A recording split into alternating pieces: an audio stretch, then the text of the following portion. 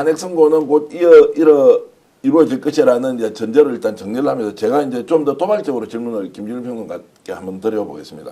자, 이래서 이제 이번 주 내일 다음 주 초에 윤석열이 파면이 확정이 됐습니다. 자, 대선이 이제 60일 안으로 치러져야 하는데 대선에 대한 일정 공고를 하지 않습니다. 예. 자, 한덕수 국무총리가 대통령 권한 대행이 자, 이럴 가능성도 있다. 26일 날 만약에 이재명 민주당 대표에 대한 유죄가 나오면 그럴 수도 있다라는 것도 제가 과도하게 걱정을 하는 겁니까? 아니면 그런 것들에 대해서 대비책을 세워야 하느냐 이런 질문을 드리면 어떻습니까? 그러니까 이게 굉장히 조금 가정의 가정이긴 하지만 가정이 예. 많아가지고 일단은 몇 가지 수치들을 좀 말씀을 드릴게요. 그러니까 왜냐면 이게 이재명 대표 2심의 이제 결과와 굉장히 영향이 있기 때문에 만약에 무죄가 나오면은 아니면 100만 원 이하가 나오면은 상황이 그냥 클리어예요. 뭐 완벽하게 이런 거 저런 거 예. 따질 필요가 없는데 일단 유죄가 나올 경우를 얘기를 해보면은 일단은 그 법원행정처에 따르면은 공직선거법 위반 사건의 경우 2023년 2심에서 대법까지의 선고가 나기까지 기일이 73.2일이었어. 73일 평균. 그러니까 2달 반이에요. 그러면은 평균이 그랬다는 얘기예요. 이게 그러면 이제 시간이 굉장히 애매해집니다. 그러니까 지금 다음 주냐 아니면 다다음 주냐 윤석열 탄핵 선고가 심판인 선고가 이제 나느냐에 따라서 그 기간에 대선 즈음이거나 뭐 전후거나 약간 요 정도의 통상적인 거를 봤을 때 이게 어떻게 되냐면은 기본적으로 이렇게 돼요. 그러니까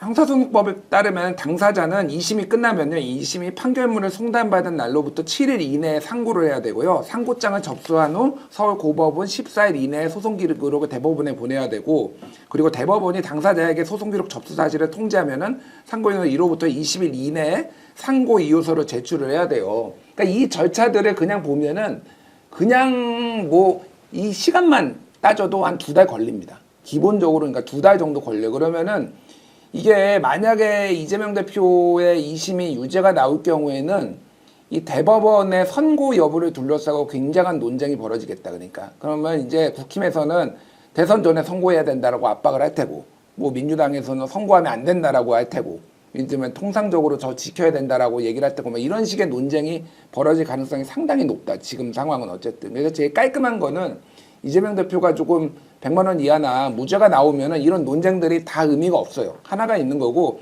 말씀하신 거는 이제 예전에 뉴스타파의 이범준 기자나 이런 분들이 이제 쓴 건데 대선은 대통령이나 대통령 권한대행이 공고를 해야 된다라고 돼 있어요. 근데 그 공고를 안 하면은 어떻게 될 거냐. 법을 이렇게 안 지키는 사람들인데 예를 들면은 이재명의 대법원 확정 판결을 보기 위해서 그냥 공고 안 해나? 그러면은 60일 이내에 해야 된다라고 하는 거가 무력화되는 거죠. 그러면 이거는 한덕수가 지금 마흔여고 임명 안 하고 헌법을 위반하는 거하고 똑같은 거니까. 그냥 근데 그럼 어떻게 할 거냐.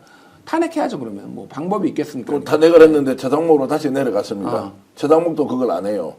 예를 들어서 임명권 자체가 요직적 행위임에도 불구하고 그 법을 지키지 않고 임명을 하지 않았는데 헌재에서 살아왔습니다. 공고를 해야 하는데 공고를 하지 않는다. 버티고 있는 겁니다. 공고하라고 압박을 넣겠죠. 그런데 가만히 있어요. 그러면은 탄핵을 한다. 그러면 탄핵 심판 다시 갔다가 오면 시간이 계속 흘러가는데 지금까지 해왔던 행태를 보면 하고도 남을 사람이다. 이런 이제 우려를 현실적으로 말이 안 되는 것이 아니라 현실적으로 하고 남을 사람이라고 이렇게 보이는 거예요. 왜 그런 짓을 계속 반복을 하겠습니까? 우리가 좀 전략적으로 생각을 해봐야 됩니다.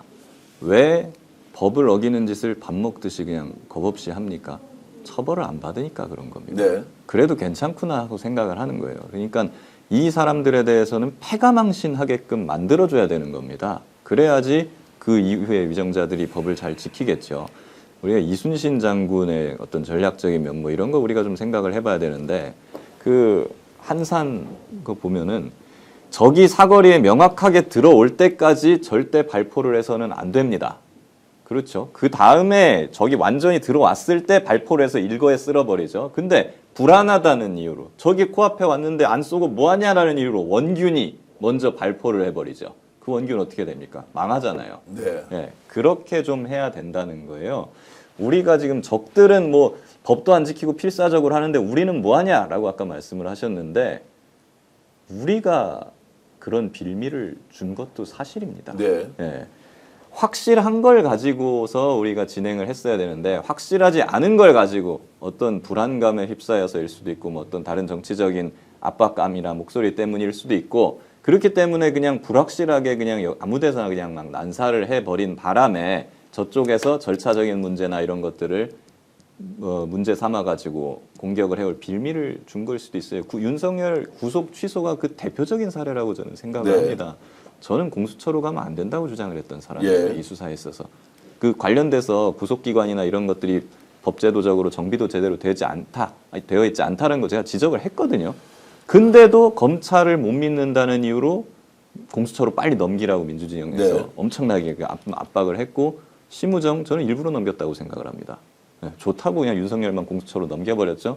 그리고 그게 빌미가 돼가지고 구속 취소까지 됐잖아요. 그렇다면 우리가 이제는 냉정하게 차갑게 생각을 해서 저쪽한테 어떤 빌미도 주지 않을 정도로 법적으로 잘 준비를 해갖고 전략적으로 판단을 해야 된다는 거예요. 만약에 한덕수가 공고를 또 안 한다, 아니면 뭐 마은혁 임명을 안 한다라고 하면 우리 헌재 판결문 잘 분석을 좀 해봐요. 그거 위법하지 않다라는 게 아닙니다. 네. 충분한 시간도 주지 않고 탄핵을 한 것이 기각의 아주 핵심 이유가 된 거예요. 그러면 한덕수에 대해서 그거를 숙고하기 위한 충분한 시간을 주고 통첩을 하고 난 다음에 탄핵을 하면 되는 거예요. 그리고 그러고 나서 직무유기로 고발도 하면 되는 겁니다. 네. 공수처가 이런 건 직무유기가 확실하게 되는 거거든요. 충분하게 숙고할 만한 시간을 부여한 다음에도 안 한다면 그건 직무유기 죄가 됩니다. 그럼 공수처에 고발해가지고 공수처가 한덕수나 최상목을 체포하게끔 하는 것도 가능합니다. 계속 버티기로 넘어가서 그러니까, 줄줄이 예. 이렇게 가면. 제가 예. 그러니까 요거를 이제 그 김규현 변호사님 의견에 동의하면서 보론으로 좀 이렇게 설명을 드릴게요. 뭐냐면은 공직선거법 제35조 1항에 보면은 대통령 권리로 인한 선거는 60일 안에 실시하되 선거일은 늦어도 선거일 전 50일까지 대통령 또는 대통령 권한대행자가 공고하여야 한다라고 예. 이렇게 돼 있잖아요. 그러니까 만약 공고 안 하면 못 하는 거거든요. 지금 그렇게 하고 있지 않습니까? 예. 예, 이제 그렇게 될 가능성을 얘기한 거 저도 그 가능성이 상당히 높아졌다고 봐요. 그러면 이제 이 탄핵을 계속 한덕수 탄핵을 얘기를 하는 게 저는 이제는 둘 중에 하나가 돼야 된다라고 봐요. 탄핵을 하면은 이 사람을 진짜로 파면을 할 수 있을 정도로 확실하게 하든지 아니면은 탄핵을 해가지고 실익이 있던지 지금. 그러니까 긴급하게 근데 예를 들면 이런 거예요. 마은혁은 임명 안 한다라고 해서 그러면 지금 탄핵을 하면은 확실히 저기가 한덕수가 파면이 될 것이냐 그거를 김규현 변호사도 지금 회의적으로 보시자니까 시간을 더 확실하게 주거나 이렇게 해야 된다는 거고 그런데 대선을 선거일을 공고를 안 하는 경우에는요 파면이 되든 안 되든 지금 실익이 있는 거예요 그러니까 왜냐하면은 이게 무한정 노려질 수 있잖아요 그러면은 그러니까 파면해야 되는 거야 한덕수는 어쨌든 그러니까 이 두 가지의 어떤 전략적인 부분에 봐야 된다 제가 계속 그 말씀을 드리는 거예요. 자, 그러니까. 이제 목숨 걸고 이제 싸우는 쪽에서 보면 자 한덕수 파면인데 그 선거일을 공고를 안 하는 상황까지 가면 예. 그때가 되면 혁명이 뭔지를 알게 되는 겁니다. 우리나라 예. 국민들이 혁명이 뭔지를 체감하게 되는 거예요. 혁명이 일어나는 겁니다. 지금 말씀하셨듯이 선거일을 공고하는 것은 대통령이거나 보궐에 대한 거니까 대통령 권한대행이 하는 거 아닙니까? 대통령 권한대행이 하는 거예요. 근데 일부러 안 하는 거 아닙니까? 일부러 안 하면은 그리고 그 일부러 안 하는 게 지금 정권 차원에서 그냥 일부러 안 하는 게 방침으로 딱 서는 거면은 그럼 답 없는 거예요. 그거는 방법이 없는 겁니다. 뭐 탄핵을 하고 뭐 긴급 체포를 하고 직무유기라고 뭐 어쩌고 저쩌고 해도 방법이 없습니다. 왜? 정권 차원에서 안 하기로 했으니까. 심지어 무슨 얘기를 하느냐? 이게 그리고 이 논란 처음 있는 논란이 심지어 아닙니다. 박근혜 때 똑같은 논란이 아마 다 잊었는데 우리가 박근혜 탄핵 이후에 황교안이 권한대행하지 않습니까? 황교안이 빨리 이거를 공고를 해야 되는데 안 하는 것처럼 굽니다. 안 할 것처럼 굽니다. 그때는 이제 논란이 어떻게 됐냐면은 본인이 대선 나가려고 그러는 거예요. 이 얘기가 이렇게 됐어요. 그때는. 그래서 그 당시에 민주당이 빨리 공고해라. 본인이 대선 나가려고 그러느냐라고 막 이제 얘기를 해서 그때 여러 가지 논란 끝에 황교안 당시 권한대행이 국무회의에서 결국은 이 얘기를 공고를 하고 준비를 시킵니다. 근데 놀라운 것은 지금 원래 이 조항대로 하면은 그냥 권한대행이 기일을 지정하면 됩니다. 언제 선거일을 하는지 공고를 하면 되는데 국무회의를 열어가지고 공고를 해요. 왜냐하면 선거를 하려면 사실은 선거일은 본인이 공고를 하면 되지만 선거를 하면 여러 가지 준비가 필요하잖아요. 예산도 배정해야 되고 갑자기 해야 되는 선거니까 예산도 배정해야 되고 뭐 임시 휴일도 지정해야 되고 또 이 선거 관리에 필요한 여러 가지 뭐 이 인력 배정도 해야 되고 국무회의를 열어야 될 거 아닙니까? 선거일은 공고할 수 있는데 선거를 실질적으로 준비를 하려면 국무회의를 열어야 돼요. 결국은 거기서 뭔가 준비를 해야 됩니다. 근데 지난번에 그래서 그때 박근혜 탄핵 때 보면은 황교안이 국무회의를 열어서 이거를 준비를 시키거든요. 근데 지난번에 무슨 얘기가 나왔냐면 윤석열 쪽에서 나온 얘기예요. 윤석열 쪽에서 최상목이 마은혁 재판관을 결국 여러 가지 압박 때문에 임명을 하려고 하면 그러니까 최상목을 못 믿는 거예요. 윤석열 쪽에서는 마은혁을 임명하려고 하면 국무위원 중에 몇 명을 사퇴를 시켜가지고 국무회의를 못 열게 만들자. 국무회의를 못 열게 만들면 대선 준비를 할 수가 없다. 그래서 마은혁 임명은 대선을 못하는 상황으로 방아쇠가 당겨지는 그런 상황이 될 것이다. 그러면 민주당이 대선을 못하면 안 되겠지라는 생각을 가지고 마은혁 임명을 밀어붙이지 못할 것이다. 이런 논리를 주장을 한 적이 있어요. 이 윤석열 쪽에서. 그러면 작정하고 이렇게 가면 즉 계속 예를 들면은 직무유기야 위헌이야 라고 주장을 해가지고 압박을 해서 선거일 공고를 하도록 만들게 하더라도 윤석열 쪽에서 뭔가를 막 주장을 해가지고 국무위원 일부를 막 사퇴를 시키거나 해서 예를 들면 국무회의를 못 열게 만든다. 그러면 또 대선을 못하는 상황이 될 수도 있는 거죠. 그러니까 이런 식으로 뭐든지를 우겨서 이 대선을 못하게 만들면 방법은 여러 가지가 있으니까 결국 그러면은 국민들이 나서가지고 뭐 이 대선을 못하게 만드는 사람들을 대선을 할 수밖에 만드는 방법밖에 없는 거 아닙니까 결국? 예. 그게 이제 시민혁명이라는 말씀으로 이제 결국 그런 거밖에 없는 거 아니에요 얘기가. 자, 제가 이제 매우 현실적으로 질문을 김규민 여사께 한번 드려보겠습니다. 이재명 대표가 생각보다 유죄의 강도가 아주 세게 나왔어요. 자, 그것도 이제 말이 안 되는 선고지만 어쨌든 항소심에서 그렇게 받아서 자, 대선일을 공고해야 하는데 한덕수가 나와서 이렇게 얘기합니다. 자, 민주당 지금 유력 후보가 혹시라도 대선을 치르는 중에 대부분의 확정 판결이 나와버리면 대통령 자격이 상실하는 경우가 있어서 여기에 대한 불확실성을 제거해야 되겠습니다. 이거 국민 여러분 양해를 해주시면 좋겠습니다라고 대국민 담화를 발표하고 여기에 국힘이나 또 이재명을 반대하는 세력들이 다 붙어가지고 그거 올래 이렇게 하면 윤석열의 비상계엄보다 훨씬 더 논리적으로 정교하게 공격을 할 수도 있는 거 아니냐.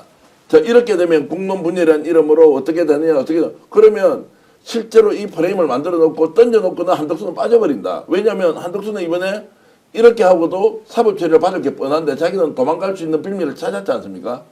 목숨 걸고 이렇게 해버리면 어떻게 하느냐라는 좀 질문을 제가 좀 과격하게 드리면 어떻습니까? 그렇게 해놓고 사퇴한다는 말씀이세요? 아니 사퇴를 하는 것이 아니라 그렇게 해서 그냥 잘필 밀어버리는 겁니다. 그럼 탄핵 사유가 되는데요? 탄핵 사유가 되는데 대선은 또 못 치르는 거죠. 그 다음에 또 넘어간 사람도 어떻게 하느냐.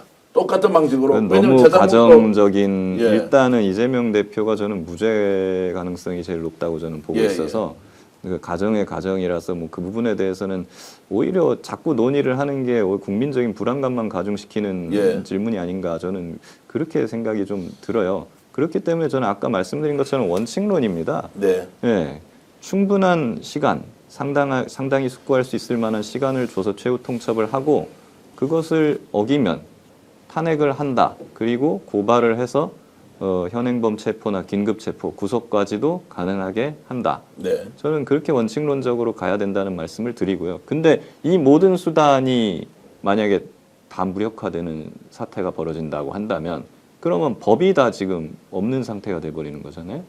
네. 법이 무력화되는 상황이면 초법적인 상황인데 뭐 그럼 김민하 평론가님 말씀하신 대로 그럼 자연법으로 돌아가서 혁명을 일으키는 수밖에 없지 않겠습니까? 지금 이제 저들이 하고 있는 행태가 하도 설명 안 되는 것들이 많고 그리고 상상 초월의 짓을 충분히 하고도 남을 사람들이라는 생각이 드니까 정말로 가정의 가정을 해서 그런 일은 절대 생기지 않아야 한다는 마음을 갖고 있으면서도 혹시 우리가 지금 대비책을 잘못 세워서 이런 상황까지 오지 않았나라고 생각을 한다면 지금 이제 생길 수 있는 여러 가지 상황을 좀 제대로 대비하자. 저는 지금까지 소위 뭐 줄탄핵이라고 비판을 받으면서 지금 정치력을 많이 깎아먹었잖아요. 결과적으로. 그것이 저는 오히려 그 불안감 때문에 야기된 결과라고 저는 생각을 해요. 네. 아까 말씀드렸잖아요. 적이 완벽하게 죽일 수 있는 사거리에 들어오기 전까지는 발포를 해서는 안 되는 거예요. 그 전에 그냥 난사를 해버리면은 적을 사살할 수도 없고 우리 탄약만 낭비하는 결과가 네. 되는데 지금 어떻게 보면 민주진영이 처한 형국이 지금 그 꼴이다라는 거고 그 원인이 무엇이냐 불안감을 너무 자극하니까 뭐라도 해야 되는 거 아니냐라는 그런 목소리가 득세를 하면서 어떤 좀 냉정하게 전략적으로 생각하는 목소리들이 힘을 잃어서 지금 이 상황까지 오게 된 거거든요. 네. 그렇기 때문에 오히려 전 지금 더 냉정하고 전략적으로 판단을 해야지 뭔가 좀 이렇게 되면 어떨까요 하면서 이제 뭔가 굉장히 이제 불안감을 좀 촉발시키는 그런 식으로 가면은 이거는 필패다. 저는 그런 생각이 듭니다. 김경배 변호사님 말씀 들어보면 오늘 그런 이제 꾸지람이 저에게 딱 적용이 되어서 저도 이런 불안감을 좀 없애야 되겠다는 쪽으로 정리를 잘 하겠습니다. 그러나 이제 워낙 상황이 엄중한지라 이런 생각까지 제가 이제 해봤다는 말씀을 드리고요. 그래서 지금 윤석열에 대한 탄핵 선고는 이번 주에 마무리될 것이라는 것은 이제 대체로 세 분의 그 공감대가 있는 것 같습니다. 탄핵 선고가 다음 주에 이루어진다 하더라도 선고일은 이번 주에 이제 나올 것이다라고 이제 이것이 제일 중요한데 그래도 불안감에서 질문을 하나 드리면 기각 가능성은 지금 전혀 없다고 보시는 거죠. 윤석열 예, 대통령에 예. 대해서 저는 가능성 없다고 가능성이 없다고 보시고 김준평론가는 어떻습니까? 처음에 말씀드렸잖아요. 예. 한 번도 흔들리지 않았다고. 한 번도 흔들리지 않았다. 그리고 김변 변호사님도 얘기했지만은 헌재가 지금 뭐 탄핵 때 줄 기각했잖아요. 예. 사실 예측 가능한 범위예요. 그러니까 예. 예측에서 심각하게 벗어난 게 없습니다. 그러니까 그 내용도 보면은 그러니까 계속 이게 법은 위반했으나 파면할 정도 상당한 이유는 아니다라고 얘기를 했잖아요. 헌재가 그냥 예측 가능한 범위 내에서 계속 원래 헌재는 그렇게 해왔어요. 옛날에도 그렇게 해왔고. 그러니까 지금 이게 굉장히 뭐 한덕수도 이변인 것처럼 막 얘기를 하는데 저는 그냥 대충 이 정도 나오겠구나 생각했고 이 정도 나왔다고 보기 때문에 윤석열도 그렇게 나올 겁니다. 저는 뭐 그거는 뭐 이제 뭐 전혀 걱정하지 않아요. 김민하 평론가도 마찬가지입니까?